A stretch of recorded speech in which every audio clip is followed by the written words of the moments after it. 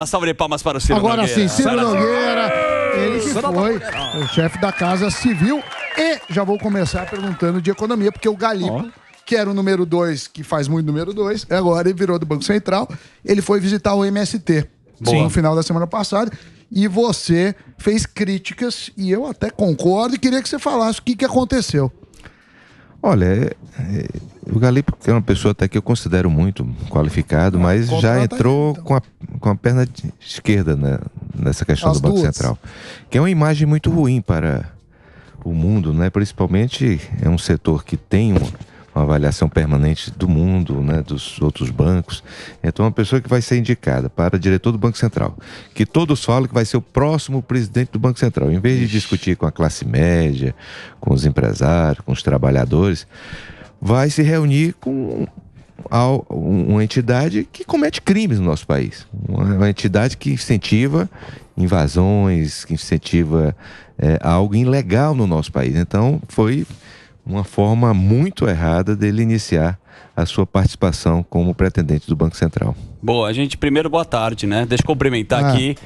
Ciro Nogueira, isso. Dar um oi pra nossa audiência aqui. É um prazer estar aqui com vocês. Boa, legal pra caramba. Você sabe que eu estava vendo a sua história, acho que você foi recente no Roda Viva, e aí eu vi que você tem o teu pai foi político, o teu avô foi político, e na política a gente tá vendo esse menino novo que é o Nicolas.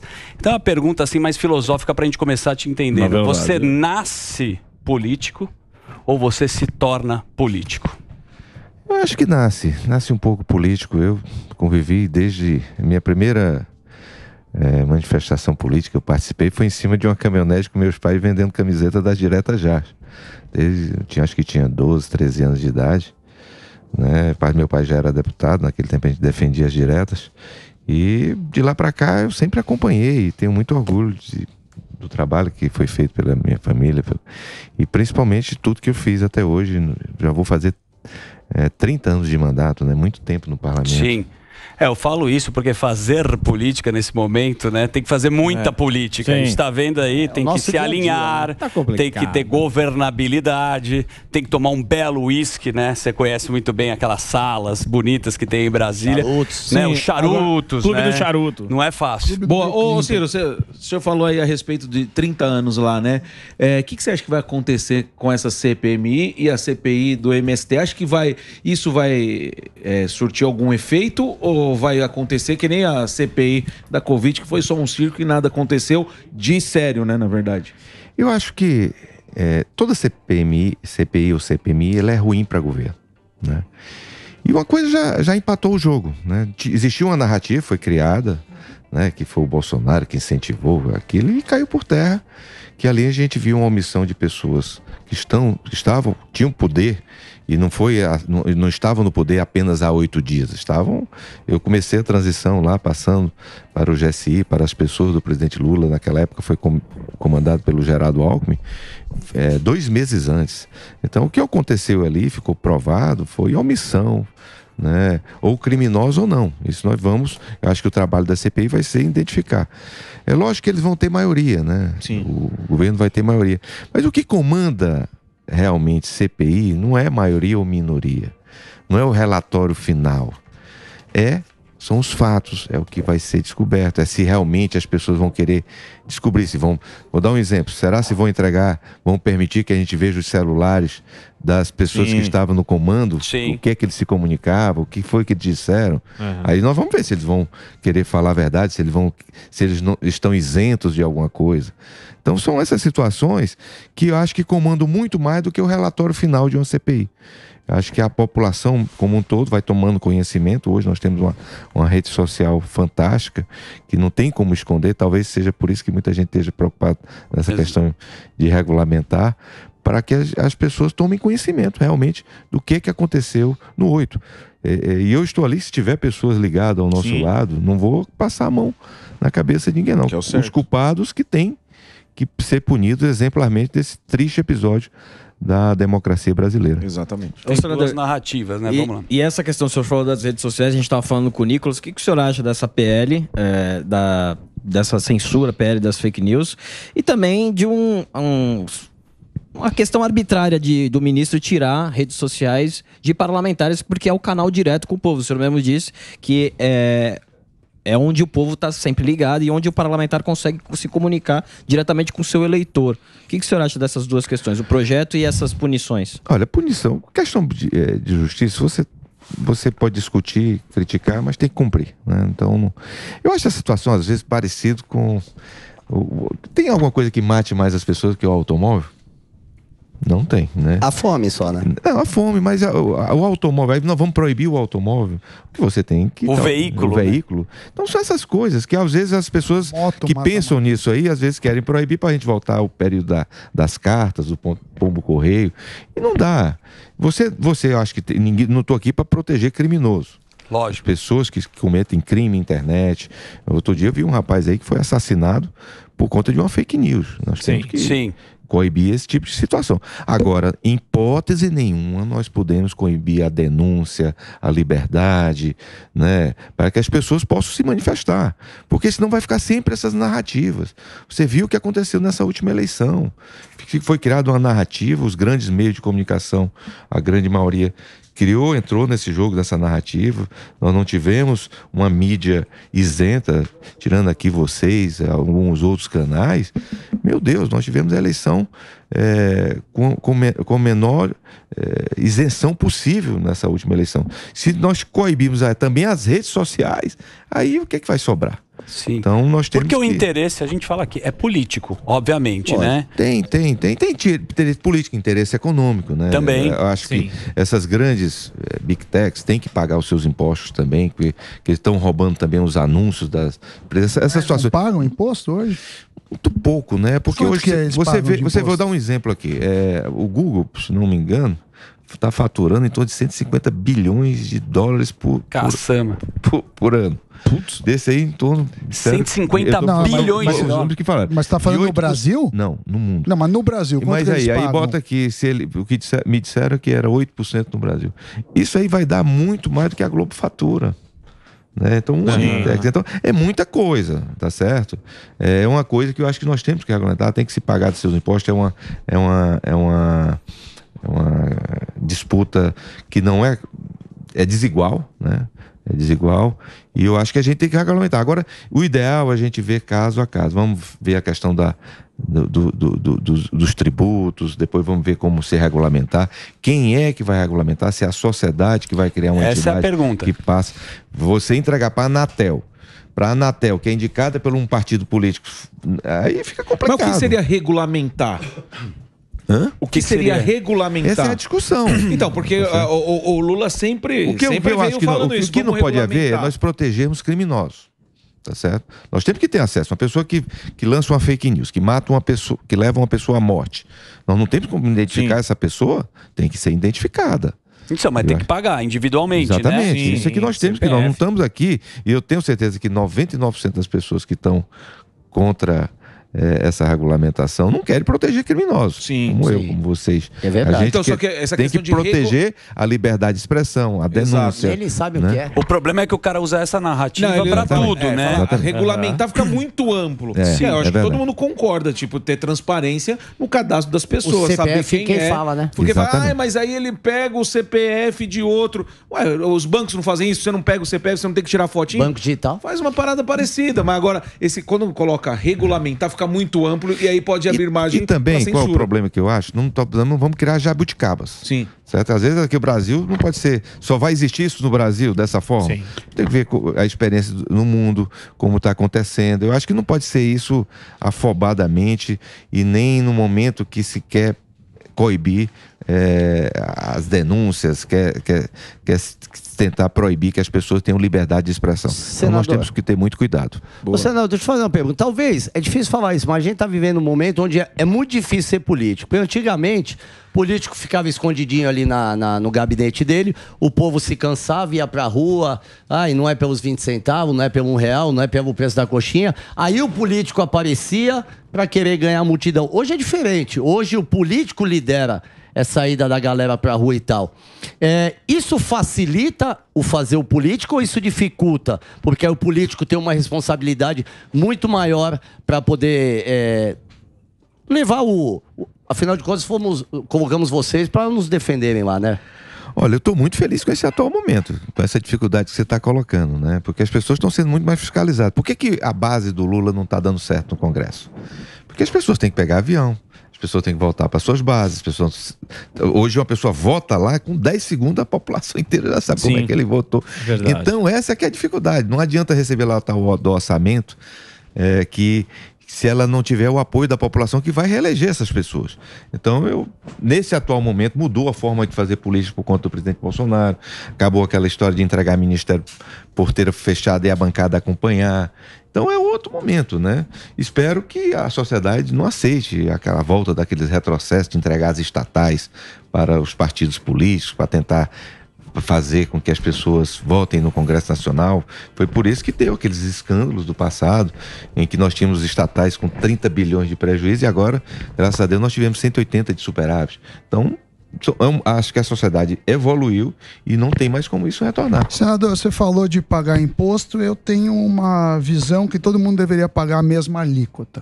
Quanto que a Globo ou a Jovem Pan paga de alíquota e quanto que as Big Techs pagam para você falar que paga um pouco ou menos que deveria? Você sabe essa alíquota? Não, eu sei, mas quanto é que não dá para comparar. Mas quanto é que é a alíquota? Não tem. Então você não sabe. Não é questão disso. Mas o que eu falo é o seguinte: a alíquota de empresas, com certeza, é a mesma. A população não tem como ser a mesma. Uma pessoa que ganha 100 mil reais não pode pagar a mesma imposto. Mas eu estou falando de empresas.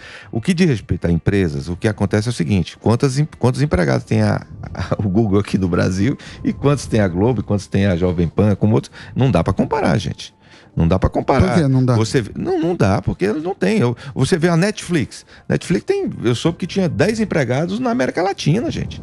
Veja Você está falando do número de pessoas que estão lá ativas, não é uma comparação. O imposto é sobre o faturamento, não é sobre o número de empregados. Não é, mas as empresas empregando pessoas, elas têm que ser, não pode ter a mesma E gastam mais as empresas com folha também, né? Não dá para comparar assim não, gente. Em que lugar do mundo faz isso? Não, é porque você falou de práticas. Posso pedir então, Sami, para você continuar nessa pergunta? Claro. A gente vai fazer um break e o Sami vai continuar falando das Big Techs, das alíquotas, aqui no programa Pânico. Daqui a pouco a gente está de volta. Vai lá, Sami. Não, eu sempre me baseio em melhores práticas. Isso que você está falando, que de acordo com o número de funcionários varia a alíquota. Que países que usam essa proposta? Não sei, mas é diferente uma empresa que funciona... vou dar um exemplo, porque muitas vezes não paga nem imposto. Vou dar um exemplo. Como é que funciona hoje o Google? A pessoa faz uma propaganda da Coca-Cola mundial, lá no Google, e a propaganda sai aqui. E ela não paga imposto, não. Caso você saiba, ela não paga. Só quem paga imposto aqui é as empresas nacionais que pagam ao Google. A empresa Coca-Cola ou a Volkswagen, uma coisa, quando fazem propaganda fora, não pagam nada aqui no país. Ô, Sami, essa discussão, ela é mundial, né? É mundial, mas a propaganda sai aqui. No Canadá também, lá. Exatamente, tem essa treta, porque realmente, que ele falou aqui, regulamentar é difícil, esse nome ele parece, né, até só pejorativo. Número de funcionário contra imposto é um assunto, como tributo é outro assunto, a alíquota é um terceiro assunto, a gente está misturando as coisas. Isso é muito complicado, eu te dei um exemplo, faz uma propaganda no Canadá, ela sai aqui e não paga nada. Mas daí como é que você vai controlar a internet, que é um negócio impossível de ser controlado? Mas isso não é um problema do Brasil, gente. Exato. Por isso que eu acho que nós não devemos criar jabuticabas. Nós temos que copiar legislações, ver como está acontecendo no mundo inteiro. O mundo está nessa evolução. E vai, pelo que eu vi, vai aumentar ainda mais, chegando nessa questão de inteligência artificial, essas coisas. Então nós vamos ter que nos adequar muito rapidamente. Tem que tomar cuidado tem muita coisa. Punir a eficiência, né? Porque desse não jeito dúvida, parece que ninguém você tem quer um monte de isso. funcionário. Você estava falando em questão de... a gente tem que ir conforme a tecnologia, né? A tecnologia está avançando e eu quero um exemplo do senhor aí do governo da economia, que está retrocedendo. São práticas antigas que a gente não vê, como o Sami falou, não funciona em nenhum lugar. Aliás, até funciona, só que funciona mal, como sempre é a própria propaganda. O que o senhor acha desse governo? Ele está retrocedendo tudo. Você acha que eles estão preocupados muito em desfazer o que o Bolsonaro fez do que propriamente governar? Olha, eu dei uma entrevista outro dia e quero até pedir, foi um erro meu, né? Quero até pedir desculpa. Eu disse... Para onde foi a entrevista? Não, eu disse que nós temos um governo hoje que o piloto sumiu. Não, o piloto não sumiu. O piloto não assumiu. Boa, muito boa. Eu quero pedir desculpa. O piloto tá viajando e o avião tá sozinho. A deriva. Então, hoje tá nós não daquele temos jeito, ó. governo, gente. Isso é um governo, olha, é um governo que não foi capaz de mandar para o Congresso Nacional nem quais são as medidas prioritárias desse governo, que é uma coisa básica, quais são os projetos de leis que são importantes. Fica todo dia mandando recados, uma disputa de protagonismo imensa, que não é só uma pessoa que fala pelo governo. Então o presidente Lula, eu noto ele uma pessoa hoje muito frustrada, porque se eu pudesse ajudar, eu colocaria alguma coisa de recurso para tirar aquele espelho ali. Enfim, não tem aquele espelho d'água, porque todo dia ele se olha Tem. e vê Tá triste. que ele é muito pior do que era no governo anterior. Saiu uma Aquele de reportagem 2003. sobre isso, inclusive. Entendo, ele vai é defender frustrado, não, viu? porque ele prometeu muito, gente. Ele prometeu picanha, cerveja, prometeu Acabar com a emprego, guerra. renda, acabar com a guerra. Meu Deus, ele não foi capaz de colocar um general para dar a segurança ao palácio. Então vejam Você acha isso. que quando ele olha no reflexo da água, Meu Deus. ele olha a imagem Ele só vê a dói gravata e vê nova. uma tristeza? A gente tava falando do Mas é que governo, ele tá né? se importando com isso? Ah, nem sei se ele tá. Não, acho que tá. Mas você é um ele cara... é uma pessoa frustrada hoje em dia. O Lula eu acho muito frustrado. Mas o Sim. que o senhor acha que ele queria? Porque você acha que ele está se importando? Ou você acha que falou. Porque o Lula voltou, como o Emílio diz, voltou com o boleto na mão. Ele quer Sede lascar de o vingança. Moro. Muito justo. Ele quer essas coisas. Você acha que ele está se importando com o que a turma está falando Eles dele? não estavam preparados para o governo. Não estavam. Eles estavam... Às vezes eu acho, não digo só o Lula, que é muito agressivo, porque alguns membros do governo parecem que estavam numa caverna. Sem brincadeira. Wi-Fi. Eles estavam lá, são no analógico ainda. Porque é uma outra época. É uma outra realidade, Mas né? estão pra realidade. vingança. Sim. Não estão preparados pro governo, mas estão pra vingança. Agora você também tá bem... Mas a sociedade como hoje não vai aceitar, gente. Mas é obrigado. É, vai mas eles estão aceitar, não. bagunçados. Isso é uma verdade. Eu gostei Olha, que você nós deu uma Nós entrevista temos um gigante adormecido no país. muito adormecido. Espera a primeira mala de dinheiro aparecer. Aí você vai ver como o povo vai reagir. E vai aparecer, hein? Daqui a pouco. Agora deixa eu falar uma coisa. Você foi questionado aqui sobre a Glaze. E você comparou... A Glaze, ela fala bastante também. Você comparou ela até com o Suplicy, né? Você fez um tweet, né? Você tem o tweet? Olha o tweet, olha lá. O Sérgio Moro pode ler o Twitter agora. Tá lá na tela aqui. Põe o óculos. Foi o óculos, Sérgio. Sérgio, por favor. Vamos lá, é outro do senhor disse, né? Abre aspas pro senhor, meu vizinho ali de Brasília. Outro dia me perguntaram da Glaze. Eu falei, o PT sempre tem um Suplicy de plantão. Uma pessoa meio fora da caixinha que dia a dia fala como uma coisa qualquer. A Glaze é o novo Suplicy do PT. O senhor confirma isso? É porque é o seguinte, a Glaze, eu não gosto muito de ficar fazendo análise de pessoa, mas a Glaze eu acho que criou uma frustração muito grande nela não ter sido ministra. Então ela quer ficar o tempo inteiro prestando serviço, atacando as A Janja não pessoas, deixou. falando. Ninguém entende bem. Eu, às vezes, tenho até inveja de tanto que a Glaze ataca o atual governo. Eu não consigo fazer oposição como a Glaze, gente, às vezes. Eu tenho inveja. Ela mesmo que... Ela mesma. Então é uma coisa assim um pouco louca. É lógico, o Suplicy é uma figura até muito agradável. Sim. Né? Muita gente reclamou de eu comparar ela ao Suplicy, mas é porque o Suplicy às vezes eu não entendia. Né? A renda Nem mínima. ele entendia. Cantando. O Suplicy é um cara que a gente gosta muito, mas às vezes Receita ele... Racionais. Sim, ele gosta de cantar Não sabe a Racionais. função ainda. Mas acho que ele é mais querido. Mas que o a próprio Glaze. governo, né? isso aí com certeza. Como você tá falando, se atrapalha, né? E acho que tem uma briga de protagonismo que o Lula não gosta de passar bola pra ninguém. Sim. E você tá vendo que tá todo mundo querendo levantar a mão quando tem a oportunidade e acaba se perdendo também nesse processo, O que né? acontece é o seguinte, o ministro Haddad é uma figura que eu acho bem intencionada, séria, trabalhador, mas não entende nada de economia. Trabalhador também. Nada. Ele não entende nada de economia.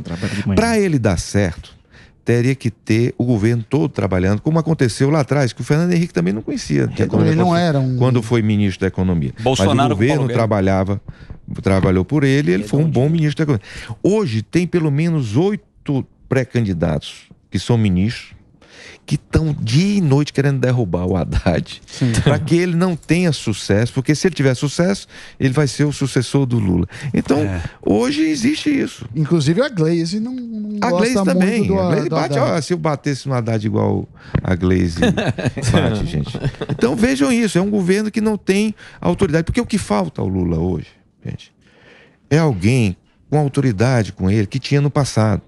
Nós tínhamos no passado o Zé Disseu, o Palocci, o ministro da Justiça, né, que era uma pessoa... Estrategistas. Pessoas que não é nem só estrategistas, que tinham... Lula, peraí. Isso aí tá... Hoje ele não tem Baixava ninguém. a bola dele, né? Para aí, que tinha autoridade com ele. Hoje não tem. Nós temos um ministro da Casa Civil que não tem autoridade com ele. Nós temos um ministro da Justiça que não tem autoridade. Então, todo mundo ali só diz amém. Tá certo? E isso tem feito muito filtro, mal, né? E não tem ninguém para tocar o governo. Lula não tem empresário. Você vê que ele cai toda hora numa casca de banana com as falas. Como o Lula, né, da gente tá mostrando esse governo, como ele tem errado nas falas. O tempo inteiro ele vai lá, se atropela inteiro, se arrepende. Tem criado um custo altíssimo para o país isso aí. Porque o dólar já era para estar aí uns 10, pelo menos 10% mais barato, se não fosse essa loucura. Essa questão, vou dar um exemplo aqui para vocês, que também é criada às vezes uma narrativa. Você viu que eles batem dia e noite no Banco Central? Sim. Não é verdade? Você sabe quanto foi que o Lula pegou quando ele assumiu o governo? Quanto era a taxa de juros naquela época? Quando ele Te mostrou aqui, né, Samir? É muito maior, depende de que governo. Mas... Não, o primeiro dele. Acho que acima de 20, talvez, né? 26,5. Você sabe quanto é que tem a taxa de juros quando ele terminou esse primeiro governo dele? Quanto era? Quanto que era? Por volta de 20, né? Não. Era os meses 13,75 de hoje. Ah, você tá falando do segundo Então governo ele tá reclamando dele. uma coisa que já foi Aí maior. você criou uma narrativa Pra como se fosse um absurdo. Gente, é a cara deles, essa taxa de juros. Porque taxa de juros, quem diz não é Banco Central. Quem diz é o mercado, é a confiança, Sim. é se você vai respeitar a dívida, se você vai respeitar a lei de responsabilidade fiscal. Então, se quer criar uma cortina de fumaça, para a culpa dele. Mas narrativa, né? Política o tempo E inteiro. vou ser franco, uma coisa que vai acabar aqui nesse país, que eu estou impressionado, tá acabando pano. As indústrias de pano. Porque a imprensa passa o pano nesse... Eu, às vezes, às vezes, vocês aqui que fazem humor, eu sou aqui fã de vocês. Obrigado. Gente... Vocês têm dificuldade de superar alguns programas sim. de jornalismo. Difícil. Sim. Às vezes é. Vocês Tanto que agora que a a gente turma tá bate. passando enceradeira. É que tem um mas na tem menos frente. mulher, como o Ciro falou ali, que eu até vi agora, porque tem menos mulher no governo. Passa o pano. Hoje tem mais desmatamento que no governo. Passa o pano. Hoje eu vi uma grande comentarista dizendo, não, aumentou o desemprego, mas isso é bom. Gente, sempre a gente coloca o tem mais. enceradeira aí, ó. Sim, tem enceradeira aqui, às vezes passa. Então vocês estão com dificuldade, às vezes, de fazer humor nesse país. Ô, Cirão, é uma concorrência desleal. O senhor acha que esse discurso dessa galera toda aí que apoiou, tal, fez o L e agora tá vendo como é que a coisa tá indo, pra onde a coisa tá indo e tá tentando passar o pano, o senhor acha que isso vai até quando? Acho que nós vamos ter um resultado eleitoral no próximo ano que vocês vão ver. Anote aqui, vocês me cobrem. O PT não vai eleger um prefeito de capital no nosso país. Olá. Olha aí. Anote. Vou anotar, tá anotado. Repita. Se vocês estão achando, se vocês elefante, acham que eu estou enganado, procura aí, manda pesquisar qual é uma cidade de capital que o PT esteja na frente. São Paulo. Nenhum, aquele não é do PT. Toma PT. Verdade. Toma. A do PT aqui em São Paulo vai ser a Janja. Então vejam isso aí. Estão falando bom. E é difícil mesmo, porque eles estão indo mal pra cacete e não estão fazendo não nome, tem. né? Vai ser um desastre Administração eleitoral. ruim. Vai ser um desastre eleitoral. Sim. Agora na pauta tá aqui, desculpa, falando que você não acha que Bolsonaro é um nome para 2026. Isto é uma percepção. Não é isso. Eu não acho que vai ser candidato. Não vai ser candidato, vai ser elegível. O que eu disse é o seguinte: caso o Bolsonaro se cometa esse absurdo, essa violência contra ele, de torná-lo inelegível, aí política tem fila. Eu acho que tem o Tarcísio, tem o Zema. O que eu falei foi, meu candidato chama-se Jair Messias Bolsonaro. Tá certo. Tá com ele, hein, Jairzão? Se ele for candidato, estarei com ele Agora, em todos os sentidos. Agora, Fala, Bolsonaro. o Ciro aqui, que tá sempre junto de mim, você falou esses dias aí, tá certo, que não sabe ainda se vai querer ser governador ou vice-presidente. Você queria fazer uma chapinha comigo? Na vice-presidência? Ou com quem? Olha aí, hein? Topo na hora, seria o maior orgulho da minha vida. E quando o senhor, Pelo amor de Deus. quando o senhor Não, disse mas isso, eu- era pensando no quem? Em quem? Não, deixa eu só dizer, eu sou um político lá do Piauí, que já teve, né, a honra de ficar, né, agradeço dia e noite a confiança do presidente Bolsonaro, você confiar num cara lá do Piauí, lá de Pedro II, para ser ministro da Casa Civil. Isso aí para mim foi um orgulho, uma honra. Procurei dar o meu melhor. Estarei ao lado do presidente em qualquer hipótese. Eu acho que ninguém vai ser tão reconhecido no futuro como o ex-presidente Bolsonaro. Está sendo muito injustiçado. Eu tenho acompanhado, que eu vejo semanalmente, a tristeza que dá às vezes nele, a forma como ele se emociona, a angústia que ele passa. Mas eu tenho certeza, presidente, que o senhor vai ser reconhecido no futuro. E 24 e 26 vão estar aí, vocês vão ver. Agradeço o elogio, agora responde a pergunta aí. Tá topado. Diz, hein? Tá certo. Tá topado. Quer ser meu vice aí? Vamos ver.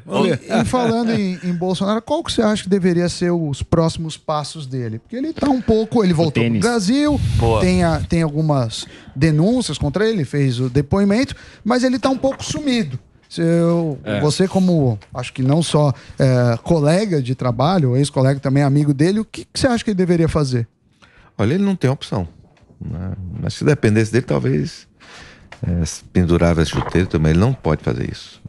Ele não tem direito de perder a sua liderança. Só ele lidera, não é Tarcísio não lidera, Zema não lidera, Ratinho não lidera, Ciro não lidera. Quem lidera é Jair Bolsonaro.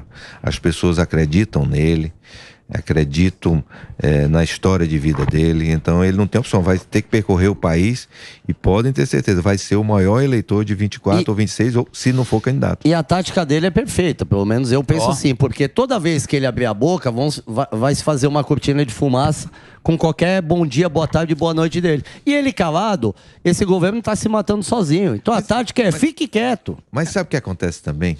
Eu às vezes, no governo anterior, o Bolsonaro era o presidente, o líder da oposição, acho que era o Randolph. Sim. Às vezes, como líder da oposição hoje, né, eu, o Rogério, eu da minoria, o Rogério lá da oposição, parece às vezes que a gente é o Randolph. Porque só falam do Bolsonaro. Às vezes eu acordo, poxa, o Bolsonaro é presidente ainda, porque se tu pega os meios de comunicação, só falam do Bolsonaro, gente. Isso é uma verdade, né? Isso é uma coisa inacreditável o que acontece no país. Parece que o Bolsonaro é presidente, que a culpa de tudo é o Bolsonaro. Porque nós temos um governo hoje que não está atrás de soluções, só está atrás de culpados. Exatamente. Então, é isso que nós estamos vivendo e, infelizmente, nós temos uma grande mídia que compactua com essa narrativa. Ô, senador, e assim, toda hora o Bolsonaro é culpado, mas eles sempre estão tentando produzir algum outro tipo de vilão, que no caso agora é o Google. O Google agora... Você acha que vai até quando isso? De sempre culpar, é o Bolsonaro que fez isso, é o Google. Nunca o problema é meu. Nunca eu que tô fazendo uma coisa ruim. É sempre, eu não tô conseguindo fazer por conta de alguém, seja pelo Bolsonaro, pelo Google. Você acha que a população ela vai acabar percebendo isso? Já percebeu, gente. Nós já estamos com 5 meses de um governo que não começou. Diga qual foi a obra, qual foi o projeto, o programa. Eles só trocaram nomenclatura de projeto. Trouxeram Bolsa Família, trouxeram o Minha Casa Mesmo. Mas cadê o projeto de país? Não tem. A população já notou. Eles não estavam preparados para assumir o Brasil, gente.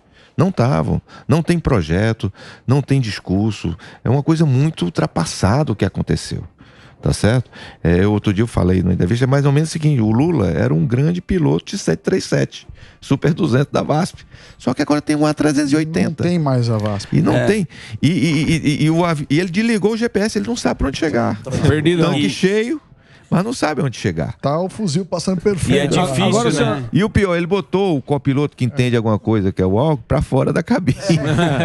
Mas tá esperando. Agora o senhor acha que o seu xará, o Ciro, ele falou tudo que ele falou baixinho ali. O senhor acha que é por quê? Porque ele já sabia, né? Ele Podemos mostrar? Vamos mostrar de novo. Tem como pôr na tela enquanto prepara? Eu já vou preparando a pergunta. Olha lá. O desmatamento da Amazônia cresceu 14% nesse trimestre em relação ao mesmo período do ano passado do Bolsonaro.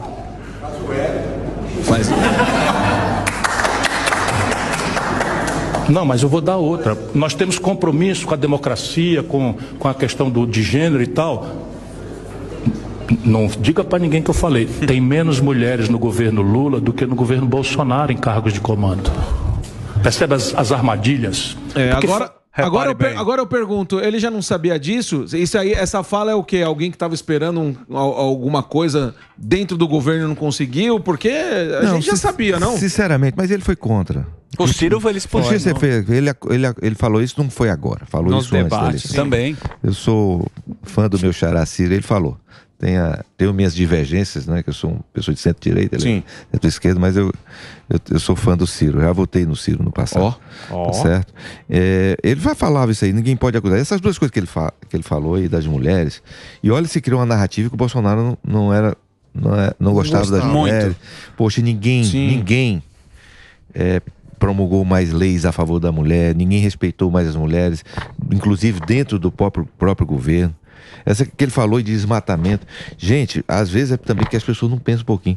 Olha, a coisa que a gente tem que tomar mais cuidado no mundo é a água. O Brasil tem hoje o manancial de 12% da água do mundo. Tem coisa mais que nós temos que cuidar do meio ambiente que é água. Aí o governo vai numa canetada para favorecer a companheirada, cancela o marco do saneamento. E que tem 100 milhões de pessoas jogando dejeto dia e noite nos nossos rios. Afeta a saúde, a educação, afeta tudo. Afeta tudo. E o meio ambiente, gente. Tem coisa que se proteja mais o meio ambiente do que saneamento básico. Então, olha como é o discurso e olha na prática. Às vezes se condenava o presidente Bolsonaro no passado por alguns discursos, mas ele tinha a prática perfeita. Perfeita. Nós nunca fizemos tanto nesse país. E olha que nós tivemos Brumadinho, pandemia, guerra, né? Poxa, imagina o que seria desse país. Às vezes eu digo sempre isso. Nós gastamos na pandemia mais de 700 bilhões para proteger e porque as pessoas precisavam. Imagina o que seria do Brasil se a gente tivesse entregue esses 700 bilhões para o Tarcísio. Estaria voando, né? Só uma colocação de estar falando do Ciro, e a gente viu nas últimas eleições lá os caras patinando que era chapa tênis, que a gente chama aqui. Isso, terceira via. Terceira via, né? Isso. Tio Dória, né? O Sérgio Moro apareceu por lá. E a gente já viu até o Datena falando que a política é uma nuvem que passa rapidinho. O que você acha desses outros nomes aí, se eles já estão carta descartada? Não, nós temos uma situação no país, porque nós tivemos, no meu ponto de vista, 4 grandes líderes populares na nossa história. Foi Getúlio, JK, Lula e Bolsonaro. Pela primeira vez na nossa história, 2 se enfrentaram. Então, enquanto os 2 disputarem, não tem terceira via, quarta via, não tem, porque hoje o maior eleitor é do Bolsonaro ou do Lula. Agora, só que também, mais do que ele, é o anti-Lula e o anti-Bolsonaro. Tá certo? E cresce, então, é uma situação que não tem. Então, enquanto, é lógico, nós temos uma outra pessoa, se tiver o apoio do Bolsonaro ou o apoio do Lula. Senador. Tá, só que o Bolsonaro pode apoiar alguém de centro, uma pessoa mais como o Tarcísio, como o Zema e tal. O Lula, pelo perfil de que é o PT, só apoia PT. Vai dar briga. Então vai ficar sempre lá, naquele lado. Senador, você, como senador, pode pedir impeachment do ministro do STF. E muitos criticam como o STF vem fazendo e às vezes até governando. Você pretende pedir impeachment de algum ministro ou você acha que eles estão dentro das 4 linhas? Me perdoe, pedir impeachment de ministro hoje é só para criar o fato.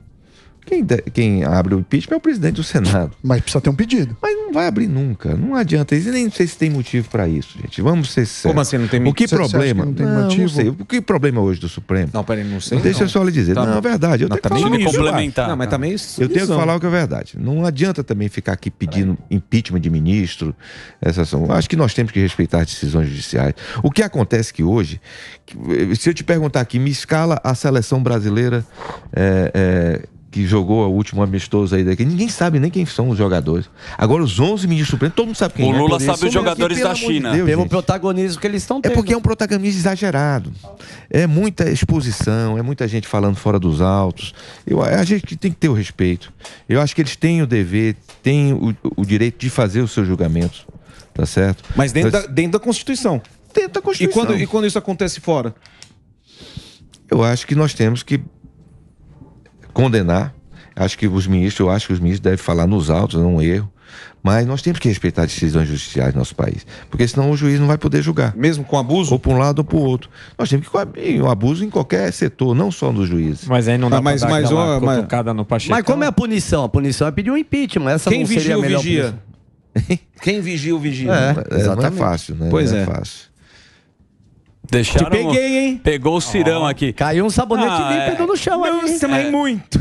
Tem que dar às vezes Tá bom. uma sabonetada, não tem jeito. Tem que ser. Cirão, deixa eu deixar o seu Instagram Tem, aqui, tem. @Ciro Nogueira, quem quiser segui-lo. Ele também tem o Twitter, @Ciro_Nogueira. Ele deu essa simpática entrevista aqui no programa Pânico. Pode ir lá, tá o Instagram dele, lá 138 mil seguidores. Dá uma força pra ele, que tem menos seguidores que o Morgadão. A gente vai fazer bombar seu Insta. Vamos. Obrigado pela entrevista. Eu que agradeço, fiquei muito feliz de estar aqui com vocês, espero voltar outras vezes. Boa, sempre será convidado. Boa. Esse é o nosso querido Ciro Nogueira. E daqui a pouco a gente está de volta aqui no programa Pânico. Valeu!